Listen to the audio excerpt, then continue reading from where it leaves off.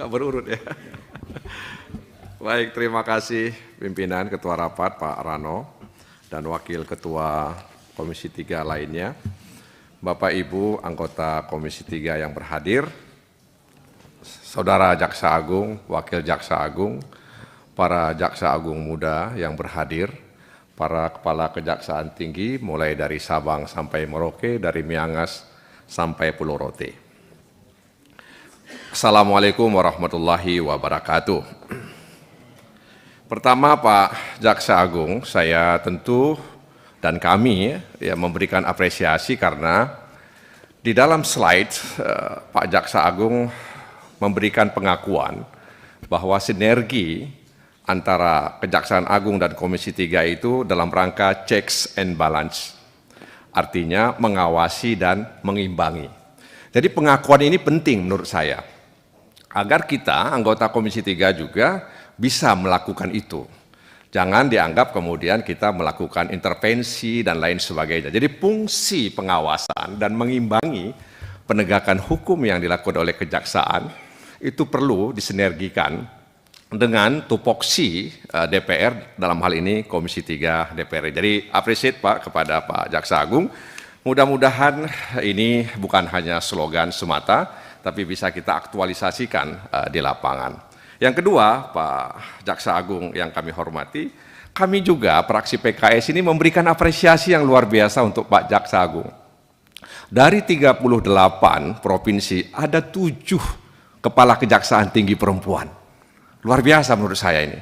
Paling tidak 5%. Oleh karena itu kepada ibu-ibu kepala kejaksaan tinggi, buktikan bahwa ibu-ibu sanggup menjadi pelopor penegakan hukum yang berkeadilan, akuntabel, humanis, ya transparan dan modern. Buktikan kepada rakyat Indonesia, kepada Presiden Republik Indonesia dan juga kepada Jaksa Agung. Sebab bisa jadi selama ini kan ada pandangan minor bahwa perempuan kesannya tidak mampu apalagi memimpin sebuah kejaksaan tinggi, memimpin penegakan hukum. Nah karena itu jadilah pelopor penegakan hukum yang berkeadilan. Ya. Yang ketiga, kami juga ingin menyampaikan kepada Pak Jaksa Agung terkait dengan kinerja Pak Jaksa Agung dan jajaran ya selama ini yang dalam pandangan kami telah mampu memelihara ekspektasi masyarakat. Dan itu bisa dilihat dari survei yang kita temukan bahwa memang ada apresiasi yang luar biasa kepada Kejaksaan Agung. Oleh karena itu ini memang harus kita jaga denyutnya Pak, ya sehingga kemudian denyut ini semakin baik, tidak menurun. Yang keempat yang ingin kami sampaikan juga, ini soal Badan Pemulihan Aset ini. Ya, Badan Pemulihan Aset. Kan tugasnya itu mencari, menemukan, menguasai ya kan aset dalam rangka penegakan hukum guna penyelamatan dan pemulihan aset. Kan itu Pak tugasnya Badan Aset ini. Serta mengelola barang rampasan yang dijual ya lewat lelang atau juga di lelang eksekusi. Nah, pertanyaan kami adalah berapa banyak sebenarnya yang sudah dicari, kemudian ditemukan dan dikuasai. Ya. Bisa jadi kan ini berbeda, yang dicari 10, yang ditemukan 5 misalnya, yang dikuasai 3, kira-kira begitu. Nah, kemudian juga berapa banyak yang sudah dijual lelang atau lelang eksekusi, sehingga publik mengetahui bahwa memang Badan Pemulihan Aset ini kita butuhkan ya dalam rangka untuk menyelamatkan keuangan negara. Yang kelima, saya memberikan apresiasi juga dan tentu kami semua soal restoratif justice. Tadi disebutkan ada 6.000 kasus yang di-RJ-kan, ada sekitar 4.000 rumah RJ. Itu menunjukkan bahwa ya ada kesungguhan bahwa kita menyadari hukuman di lapas dan di rutan itu hanya menimbulkan masalah baru. Bahkan itu sepertinya negara tidak punya manfaat sama sekali. Bahkan negara itu menanggung biaya tinggi, high cost, ya, yang dialami oleh negara. Coba bayangkan, biaya makan itu bertambah terus. Jadi manfaat yang dimiliki oleh negara, kalau kita bilang di negara lah, jadi menghukum orang di dalam penjara, dan dia terisolasi secara fisik dan mental. Bahkan keperdataannya juga mati kan, sambil menunggu ajal dia di sana. Jadi sebenarnya tidak ada manfaatnya itu, ya. Tidak ada manfaatnya mereka di sana, kecuali negara itu menanggung biaya yang lebih tinggi. Nah karena itu sekali lagi kepada pimpinan Komisi 3 dan anggota Bapak Ibu Komisi 3, barangkali penting untuk kita pikirkan agar kita mengusulkan RUU Restoratif Justice. Selama ini ada peraturan di Kapolri, peraturan di Jaksa Agung, perlu kita naikkan alas hukumnya sehingga kita bisa menghadirkan keadilan restoratif justice di tengah-tengah masyarakat Indonesia. Karena memang sebenarnya kalau kita mau jujur, prakteknya di semua agama ini ada Pak Jaksa Agung. Di ajaran Kristen juga ada, ajaran agama Islam juga ada. Bahkan abad 17 sebelum Masehi di Babilonia ada namanya Code of Hammurabi itu juga bicara soal itu Pak.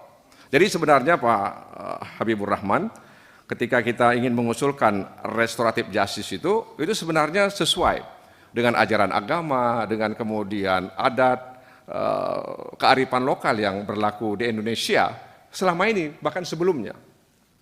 Kenapa? Karena saya ingin katakan bahwa akibat legalistiknya dan formalistiknya, ya penegakan hukum yang dilakukan aparat penegak hukum dalam hal ini kejaksaan, yang ada adalah hukuman pidana itu tidak menyelesaikan masalah. Nah karena itu sekali lagi kami dari fraksi PKS mengusulkan kepada pimpinan Komisi 3 ada baiknya dipertimbangkan untuk kita mengusulkan rancangan undang-undang tentang restoratif justice. Kasus di Konawe Selatan misalnya Pak, itu kan mencederai restoratif justice sebenarnya.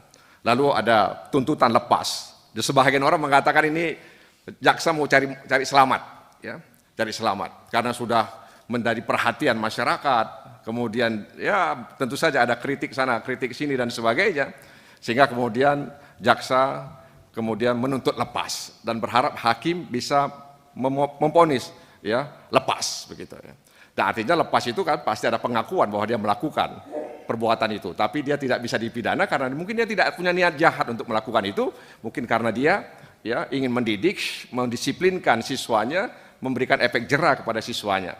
Tapi kalaulah sejak awal ini di-RJ-kan dengan berbagai macam cara, meskipun kami menyadari bahwa memang ada upaya-upaya ke situ, tapi memang ini agak sulit dilakukan. Tapi paling tidak dalam pandangan kami Pak Jaksa Agung, Konawe Selatan itu dalam tanda kutip mencederai sedikit ya upaya-upaya restoratif justice yang kita lakukan. Kemudian ini yang selanjutnya ini masalah pidana Pak. Kita sadar bahwa dalam pidana itu ada asas, bahwa bukti dalam pidana itu harus lebih terang dari cahaya. Saya pikir kita tahu semuanya. Kenapa? Karena memang bangunan hukum ini bangunan yang sangat spesifik Pak Jaksa Agung. Tidak semua orang bisa mengakses bangunan hukum ini. Hanya orang-orang tertentu yang bisa mengakses. Oleh karena itu penegakan hukum yang berkeadilan, humanis, akuntabel, transparan, dan modern itu menjadi semacam harapan bagi masyarakat bahwa bangunan yang spesifik ini memang ingin dihadirkan untuk penegakan hukum yang berkeadilan. Nah, oleh karena itu dalam kasus yang disampaikan oleh saudara Rahul tadi misalnya, kasus Tom Lembong ya yang menimbulkan banyak pertanyaan di tengah masyarakat bahwa dia bukan hanya satu orang menteri perdagangan, ada banyak menteri perdagangan yang juga melakukan impor. Dan tentu saja ya ada pimpinan yang di atas dan itu juga ada rakortas dan lain sebagainya lah. Itu yang informasi yang kita dengar. Nah, kenapa lalu kemudian dipanggil, lalu dijadikan tersangka, ditahan, dan itu menimbulkan spekulasi publik. Dan itu kemudian ya dikhawatirkan mencederai ya citra ya Presiden Prabowo Subianto yang ingin menegakkan hukum seadil-adilnya. Jadi ini harapan kami mudah-mudahan ini bisa dijawab dengan baik di sini, meskipun tidak mempengaruhi ya proses hukum yang sedang dijalankan oleh Kejaksaan Agung. Yang paling terakhir, izin pimpinan, kami ingin menitipkan harapan kepada Pak Jaksa Agung soal mafia tanah. Kemarin beberapa waktu lalu ketika kami berkunjung ke Polda Sumatera Selatan dan dihadiri oleh Kepala Kejaksaan Tinggi Sumatera Selatan, ada pengakuan dari Kapolda Sumatera Selatan bahwa hampir 99% ya mafia tanah itu menggunakan dalam tanda kutip tangan-tangan di pengadilan. Itu pengakuan. Jadi mereka memakai tangan-tangan di pengadilan untuk merampas tanah rakyat. Bahkan rumah dinas Kapolda di Palembang itu hampir saja hilang. Padahal itu sudah sangat lama rumah Kapolda, rumah dinas Kapolda di Sumatera Selatan. Hampir hilang, ya, hampir hilang oleh kerja mafia tanah. Itu artinya mudah-mudahan Pak Jaksa Agung bisa membantu berkolaborasi dengan kepolisian dan instansi terkait agar kemudian kita bisa memberantas mafia tanah. Karena mereka juga bekerja TSM Pak, terstruktur, sistematis, dan sangat masif dalam tanda kutip menggunakan tangan-tangan pengadilan. Dan yang paling terakhir lagi, mohon Pak sebagai daerah pemilihan Aceh, ya lihat-lihatlah Pak Aceh itu supaya tetap dalam negara kesatuan Republik Indonesia, ya karena mudah-mudahan mereka mendapat prokal, ya promosi vertikal, pronal, promosi diagonal, ya.